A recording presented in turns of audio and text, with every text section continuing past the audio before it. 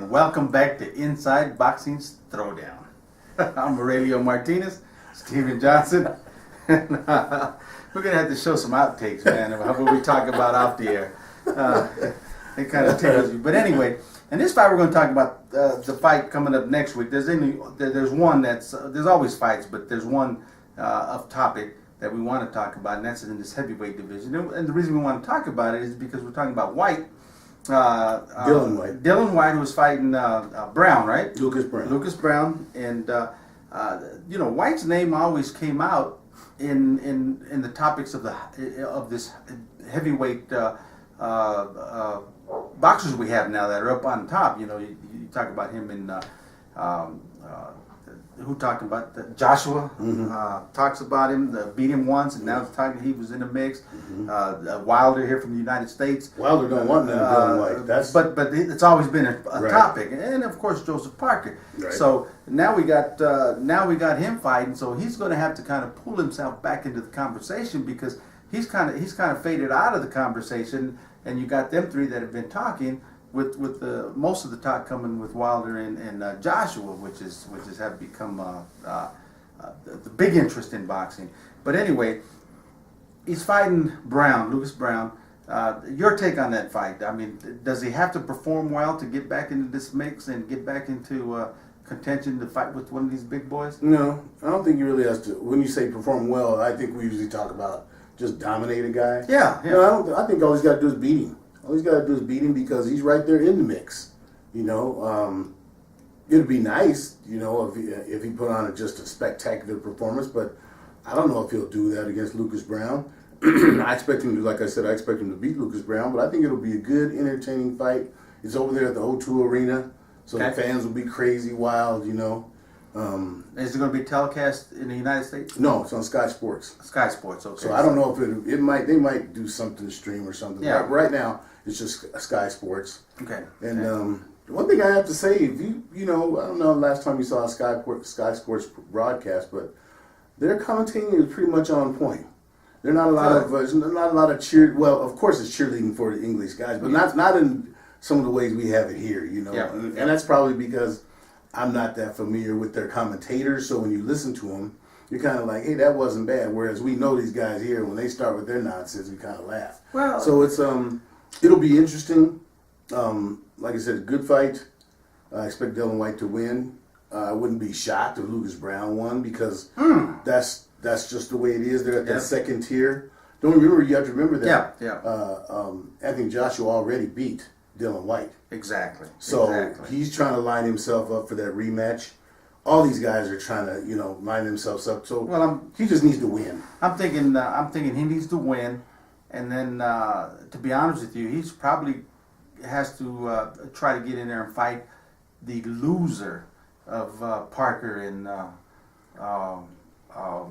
Joshua, because simply here Joshua's beat him already. Okay, so if Parker ends up pulling an upset, okay, then that gives him the rematch. That gives him a rematch. Okay, if Parker ends up losing, then of course for him to get that rematch, he's going to go after Parker. You're right. You're right. I so it kind of puts him in a position where he can actually take advantage of the opportunity and get back into that mix. You know, so that's a good point. So we're looking forward to that. And don't forget the Joshua Parker fights coming up in a couple of weeks. So we got some heavyweight action that's coming up pretty good. So. Yeah, and just since we got plenty of time, let's talk a little bit about how this thing has been developing with Parker and Joshua. How this fight is going on. A lot of your boy. I have to give it to him. You know, a year ago. Aurelio was maybe 2 years ago on our shows we started talking. He started talking about Joseph Parker, and then he kind of fell off the bandwagon for a minute, and now he's back on the bandwagon. But just refreshing the memory of our guys, what attracted you about Joseph Parker? We know he's from Australia, but what attracted you about him? Well, you know, Joseph Parker, when he first came on the scene years ago, like you say, years ago, you know, he caught my eye because he has the skills and the talent. The size. And the size. And when you see that in a heavyweight, because heavyweights usually rely on their power. You know, one punch can end a fight in the heavyweight division. But then when you get a guy that comes out, and Parker did, coming into the scene, you can see that this man had skills. He had boxing skills, and he had the size, and I was overly excited about seeing him come onto the boxing scene because, of course, as boxing fans, we hunger for good heavyweight action. Okay, and he was the man. And then what happened was the handlers kind of started taking a very, very cautious road with him instead of excelling him and becoming king of the heavyweight division. They kind of started to baby him. Okay, and to me, when you baby a fighter too much, now don't get me wrong, there's always times you got to take the tune-up fights and to stay active fights, to keep your skills sharpened. But you got to keep him with the competition so he excels and the fans know him, and they stopped that. So basically everyone stopped hearing about Joseph Parker, and now you got Joshua that came up, and you got Wilder came up, and no one's talking about Joshua no more. Okay, so I'm anxious to see. You really don't think people are talking about Anthony Joshua anymore? No, they are. I'm talking about Parker. I'm talking about Parker. Okay, about Parker. Parker's the one that kind of leveled off and fell off. So now he's struggling back to make his name known. And I'm talking about worldwide. Right. Okay. Obviously, at home they love him and everyone knows about him. But he was well on his way to become the man in the heavyweight division a few years back. Okay, and he kind of let that go. So now what he needs to do is he needs to beat Joshua, and he'll take that spot. He'll take that spot. And I agree with you. Backtracking a little bit, you made an excellent point. I hadn't thought about that. You said, after I watched Anthony Joshua, after I watched, Joseph Parker, they have a skill set. They're big boys that can move. It's hard to put, Deontay Wilder in that category with them, other than the fact that Deontay Wilder has an awesome jab. Oh yeah. It's a matter of when he uses it. His thing is he's in love with that windmill right hand. Well, it works for him. Well, until he comes against somebody with that skill set that's going to. Well, we saw that in his last fight. We saw that in his last fight. We Yeah. saw a glimpse of that in the last fight because honestly, in Wilder's last fight, it could have very easily been stopped in that 7th round, and a lot of people are saying it should have been. But talking about the three that we're talking about, Joshua, Parker, and Wilder, and I will go on record saying this: out of them three, Joshua is way over the top as far as skill set. As far as skill set in the ring, with ring generalship, with boxing knowledge, how to take. He's way above the other two. Okay, Joshua would have to come in second. Then of course Wilder. Wilder doesn't have the skill and talent that these others get, but he has the power. Okay, he's got the power that if he hits you or he gets you hurt, and he knows how to take advantage when he gets somebody hurt, he knows how to end the fight. Okay, so if Wilder gets you hurt, he's going to end the fight, and he knows how to do it. Okay. Well, how do you have him third in that trifecta then? I'm talking third as far as skill set in the ring, knowing the sweet signs. Okay, the sweet signs of jab, the right hands, the cross, the movement, the inside, the back. Just like your little guys. Okay, Joshua was the one that overwhelmingly knows how to handle himself in the ring as far as an overall talent in the ring. That's my opinion. Okay, the other two will knock you out. Okay, and they're the heavyweights that are coming and fight and knock you out. But the problem is, can Parker be elusive enough not to get hit? Because if he gets hit, he's going to get hurt. You think so?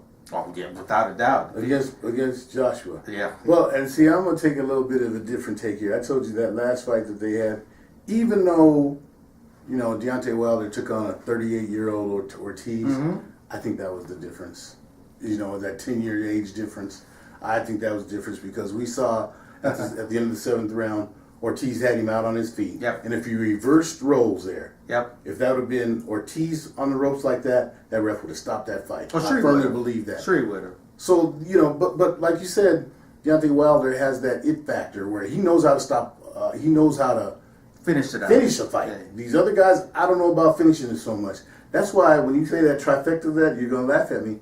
That trifecta of those three, even though he doesn't have the skill set, total combined package, that jab he has with that follow-up right hand, that windmill right hand that is doing damage, I'd have to put Deontay Wilder at the top of that trifecta.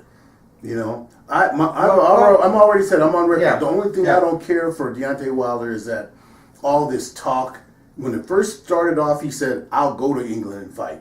Then it turned into that thing we're all familiar with. Now they say, well, it's about the money. Exactly. I don't want to hear that. Go over there and beat him, because I think you can. Go over there and beat him. Then you got the title, and then you rematch and everything. You're in the driver's seat. Okay. See, I'm not going to disagree with you. I mean, I'm on record as saying Wilder's the best heavyweight out there right now, and he is. Okay. In my opinion, he's the best heavyweight out there right now.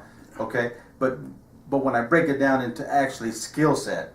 Mm-hmm. You know, The other how to turn the shoulders, how to box, Yeah. Boxing skills. Parker in this three takes it, in my opinion, from the three. Okay, doesn't mean I'm saying Parker's the best heavyweight right now. Yeah. I'm on record saying Wilder's the best heavyweight. And let's temper that. He's the best heavyweight. We both agree he's probably the best heavyweight now. There's Exactly. other nonsense he had about he knocked out Mike Tyson and all that. Forget all of that. But he's the best one out there. But that's the talk, and we'll end this with saying I just want to end my conversation with saying Parker has to be able to use his skill set, has to be able to box, because he's not going to take away the heart from Joshua. He wouldn't take the heart from Wilder. Both Joshua and Wilder have proven and have shown that they get hurt, they're not giving up. They know how to recover. Okay, Joshua with Klitschko. Yeah. Okay, Klitschko had him out, had him going. He sucked it up, came back and won the fight. Yeah. Wilder, the same thing, was out to Ortiz, didn't give up, didn't suck it up, stood in there, hung in there, came back and won the fight. Yeah. So it's going to be very, so Joshua's going to just have to outbox, outskill, and if he hurts him, then he's got to stay on track and not get crazy to try to put him out, because these guys are going to quit. Well, you made it good. There's a good analogy there, because we have yet to see, you know, if Parker can handle that adversity. That's what So I'm if saying. he gets hit and he comes back and he, you know, gets Joshua, man, we got it going on. We got a trio. Really do. We really got it going on. And Dillian Whyte is staying on the outside here, waiting for something to happen. He's a little bit dangerous. Yeah. Lucas Browne, they're a little bit dangerous, but not, you know, they're second tier. You got it. All right, that's the end of our second segment. We'll come back in our third segment with the radio's favorite open topic. He's got some things he wants to get off his chest. We're going to do that. And we're gonna talk. I'm gonna give him a little teaser, because we're gonna talk about your boy Jeff Horn. I'm so- telling you right now, that's why I said he's got some things he wants to get off his chest. He's getting under the skin of Terrence, so good. But come back and see us on our next one, because we're gonna have a fun time talking about this whole ordeal with I hurt my pinky. Okay. Till then, you come back. Keep your hands up.